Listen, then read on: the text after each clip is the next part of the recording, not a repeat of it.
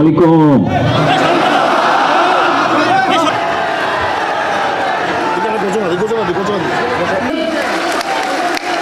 তারেক রহমান বীরের দেশে আসছে ফিরে বাংলাদেশে। তারেক রহমান বীরের দেশে, আমাদের নেতা বীরের দেশে। তারেক রহমান এগিয়ে চলো, দেশবাসী তোমার সাথে। বগুড়ায় জুলাই শহীদদের স্মরণে ডিজিটাল স্মৃতিস্তম্ভ উদ্বোধন করা হয়েছে। বিকেলে বগুড়া শহরের শহীদ টিটু মিলনায়তনে জেলা বিএনপি আয়োজিত এই অনুষ্ঠান ভার্চুয়ালি উদ্বোধন করেন বিএনপির ভারপ্রাপ্ত চেয়ারম্যান তারেক রহমান। প্রধান অতিথির বক্তব্যে তিনি বলেন, ডিজিটাল স্মৃতিস্তম্ভ থেকে মানুষ উপকৃত হবে। আজিজুল হক কলেজে এটি স্থাপন করা হয়েছে।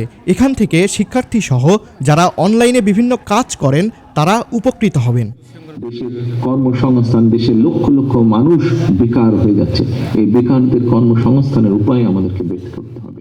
ডিজিটাল স্মৃতিস্তম্ভের মাধ্যমে বগুড়া সহ সারা দেশের বিভিন্ন স্থানে বিনামূল্যে ওয়াইফাই ব্যবহারের সুবিধা পাবেন সবাই। সহজ প্রক্রিয়ায় রেজিস্ট্রেশন করে প্রতিবার 1 ঘন্টা করে বিনামূল্যে ওয়াইফাই ব্যবহার করতে পারবেন সকলে। বর্তমানে সরকারি আজিজুল হক কলেজ ক্যাম্পাসে এই সুবিধা চালু হয়েছে। 20টি জায়গায় আমরা এই ডিজিটাল স্তম্ভ তৈরি করেছি। এখন এই ডিজিটাল স্তম্ভটি কি?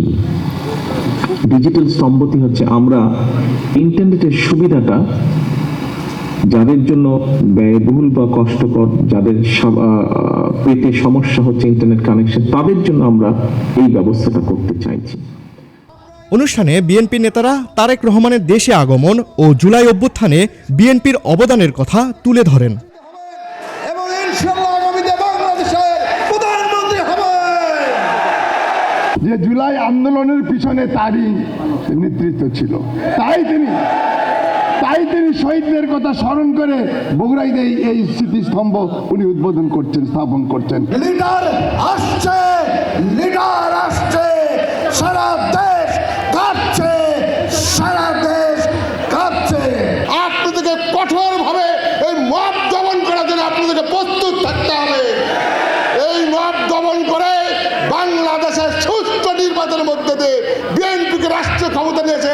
আগামী দিনের সকল ষড়যন্ত্র বাংলাদেশের মাটিতে কবর দেব ইনশাআল্লাহ। তারেক রহমানের নেতৃত্বে বিএনপির এমন বিনামূল্যে ওয়াইফাই সুবিধা চালুতে জরুরি প্রয়োজনে শিক্ষার্থী সহ বিভিন্ন শ্রেণী পেশার মানুষের সহায়ক হিসেবে কাজ করবে ডিজিটাল স্মৃতিস্তম্ভ, এমনটাই মনে করছেন সাধারণ মানুষ। রাহিনুর ইসলাম, দৈনিক করতোয়া, বগুড়া।